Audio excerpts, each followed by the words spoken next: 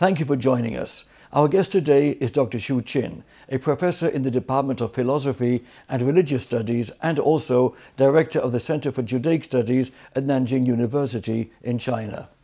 Professor Xu Xin has published several highly acclaimed books in China and the United States on Jewish studies, and he'll be spending 6 weeks at the United States Holocaust Memorial Museum in Washington, D.C. to conduct research for a new book on anti-Semitism in the past and sadly, of course, in the present also.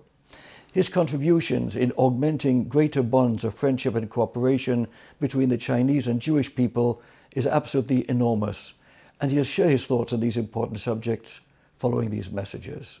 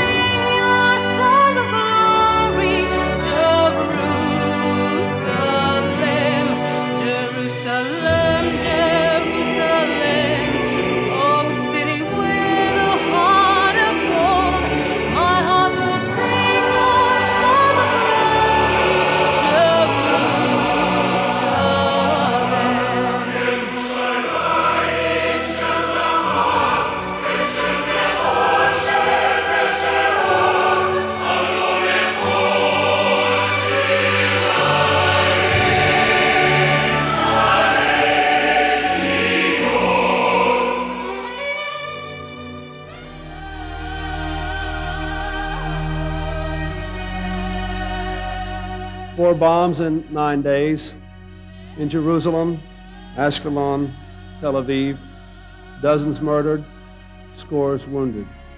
Indeed, America lost its own children in these attacks.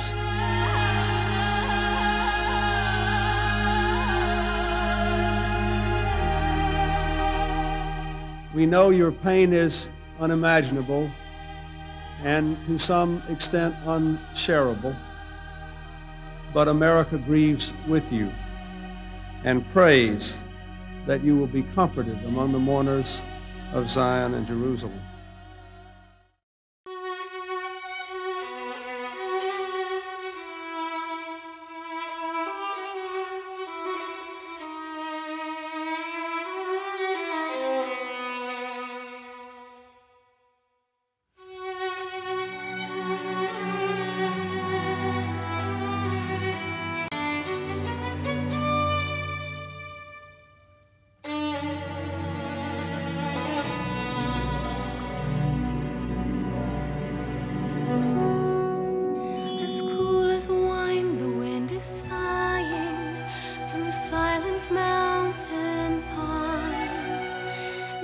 Israel has opened up to the world since the peace process started. And as a result of that, Israel communicates with so many countries it never communicated with. So we live through a time where the economy grows, many more Jews do come to Israel. We have successfully absorbed close to 700,000 people. We do have to emphasize any special area where we should really put and concentrate our efforts. It's to bring many more young people to the table and to try and bring the younger generation to be bonded to Israel, to travel to Israel, to be exposed to what takes place in Israel, to recognize the success story of Israel.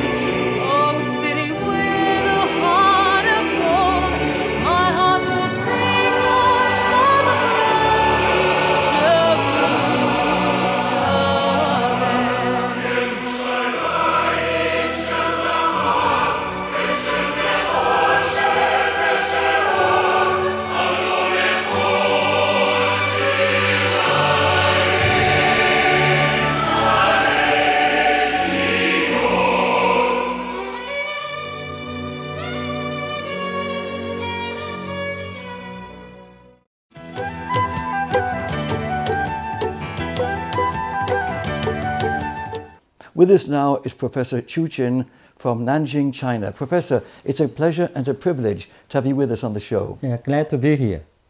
Professor, you're visiting the United States for the 10th time. Tell us a little bit what brings you to the United States at this time. Well, this time actually I came to give lecture tour and being invited by various universities and colleges and also Jewish organization and to give a lecture tour and chiefly to speak on various subjects related with Jews in China, with Jewish studies in China, relationship between China and Israel, and those topics. It is interesting, sir, that the culture of China and the Jewish culture actually are more than 5,000 years old. What significance do you see in a relationship specifically between Chinese and Jewish culture? Well, Chinese are very much interested in Jews. That at the end of 19th century, Chinese first being aware of the existence of Jewish people and their achievements. Once they learned it, they find there were many things in common. So the interest ever since then grows very highly. Today, if you speak to many Chinese, especially Chinese intellectuals and students, and they are very much interested in Jews and learning about them, their history, their culture, including their religion now. How did you get interested in this subject matter of studying Jewish life? You have done so many things. You've been to Harvard, you've been to so many schools and colleges, you speak Hebrew and Yiddish. Absolutely astonishing and amazing. What led you into this direction? No, I must say I've been attracted by Jewish achievement. My first interest in any Jewish topic is American Jewish authors. That's a time in the late 70s when I became faculty of Nanjing University, which is one of 5 top universities in China. And my research field becomes like Bellow, Malamud, Philip Roth, Isaac Singer, etc. Those Jewish authors were considered as American Jewish writers.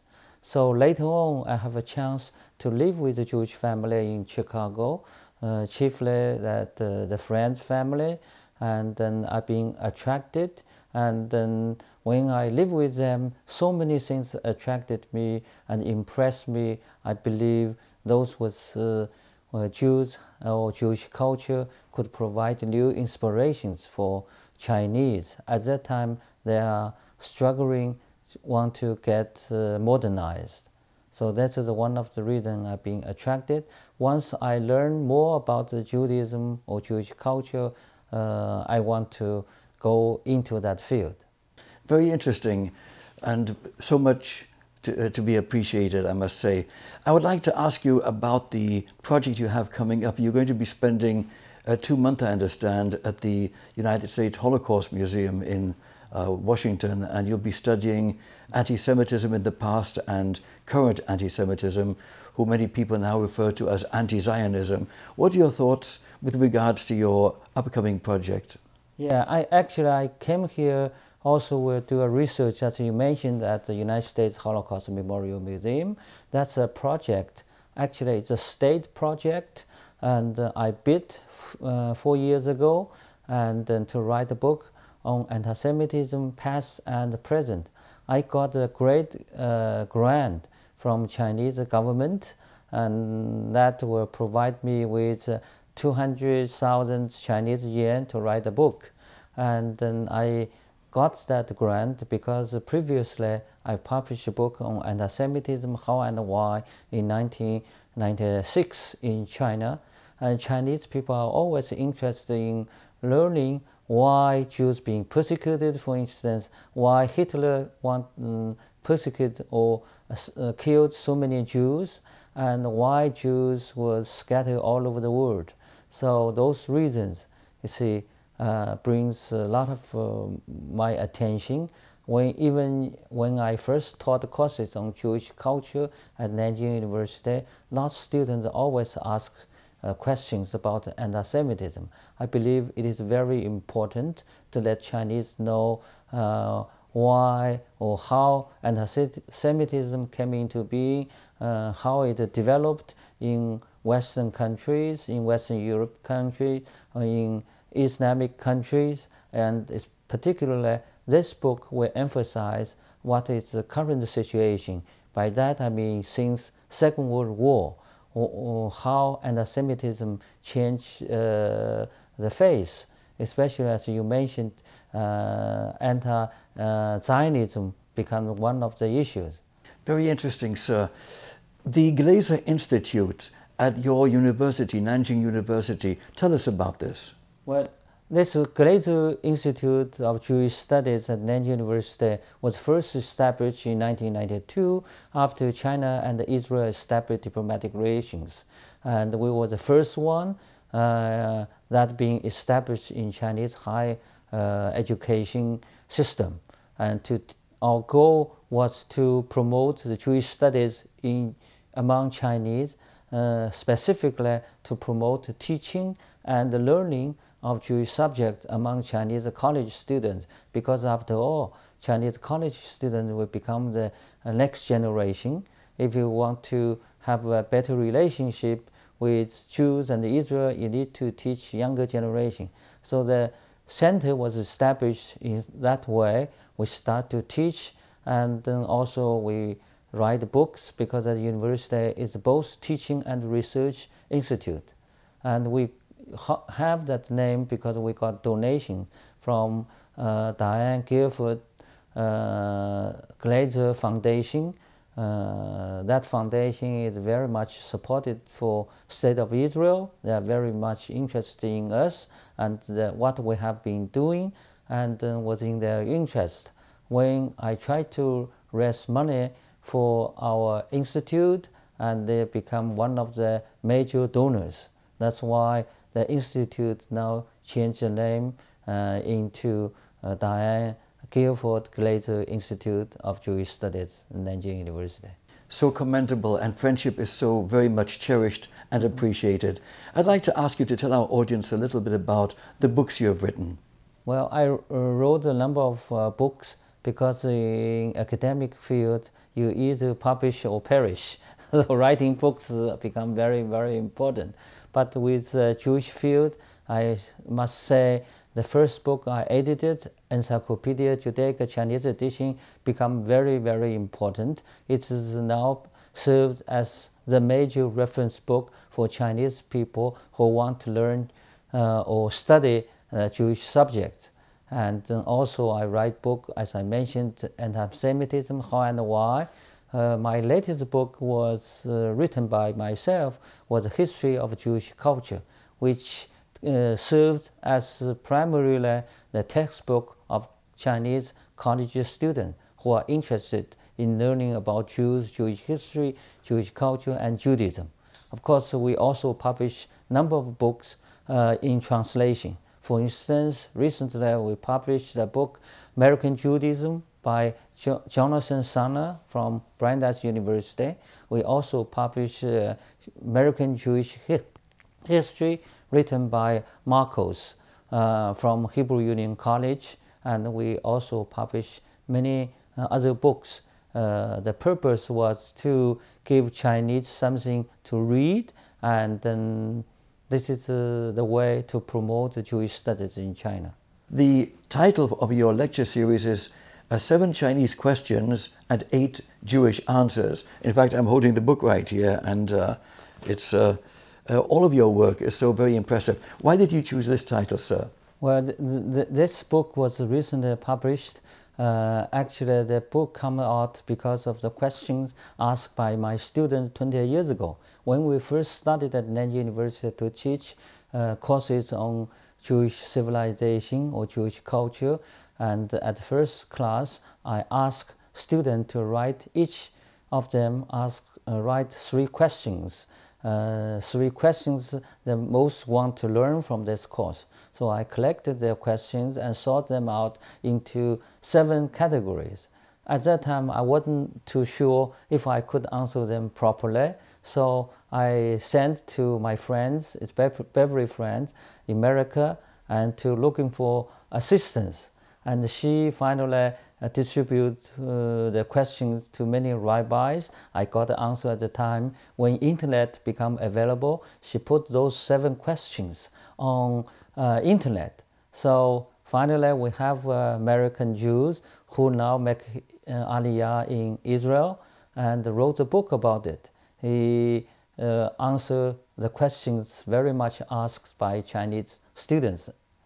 So that's one way. Of course, it has become very important for students, especially young people, to understand the Jews. Those 7 questions covered a pretty wide range, but primarily serve the purpose, or from those 7 questions, you would see like how Chinese young people look at Jews and what's their interest. Of course, we say 7 Chinese questions, 8 Jewish answers, because the Jews always provide more answers than questions. And as everybody knows, if there are 3 Jews, at least 4 opinions. If not worse. Yeah, this happens to be one of the problems. In Israel, a small country and 50 political parties, it's just astonishing. The diversity of opinion, the fragmentation of the Jewish community is another thing which doesn't please me particularly. Let me ask you about the Jewish community in China. Yeah, actually, my research field also covers the Jewish diaspora in China. So far, I have written 2 books in English, published in America, and one is Legends of Kaifeng Jews, China. The second is Chinese Jews of Kaifeng, their history, culture, and religion. And this is very important because the Kaifeng Jews was related with Chinese people over 1,000 years, if not longer. And their stay in China and living a Jewish life in Chinese society become very, very important. That was one of my research field. Professor, this is all very interesting, and I'd like to ask you as to the status of Jewish studies at the present time in China. Now, Jewish studies actually established in the late 80s after China and Israel established diplomatic relations. Now it grows very, very well. There were over 10 centers of Jewish study were established at the various universities, colleges in China. And there were many people are interested. So far, over 800 books about Jews or Israel being published, over 2,000 articles, essays being published in Chinese academic journals. There was enormous interest. And of course, all this still, we think we have a long way to go. And especially Jewish study program need a lot of support. Now, all Center of Jewish Studies was 100% supported by Jewish donations. you see. And with a lot of support, like we want to send our students to go to Israel, to America, to studies, not only learned in China, but have experience in Jewish state or America, so that they can be better equipped with knowledge, with understanding, so that they could become good teachers in the future to reach much larger audience in China. And also their understanding of Jews and the Jewish culture or Judaism will lay a good foundation for the relationship between two countries, China and Israel, between two peoples, Chinese and the Jews. So that's what we hope, like, to move on from this stage. This is very exciting, very interesting, and we would like to actually visit China with our TV crew and do multiple interviews in different cities, visit the communities there, see these studies, and of course explore China as a whole. What a wonderful country. It's a real pleasure having you on the show, sir, and I want to thank you for being with us. My pleasure. Let's Thanks do it for again. coming here. Thank you, sir. Let's do it again sometime, maybe in China. Okay, good. That'd be great if you could visit China. We'd love to, as soon as possible. Wonderful. I'll be right back.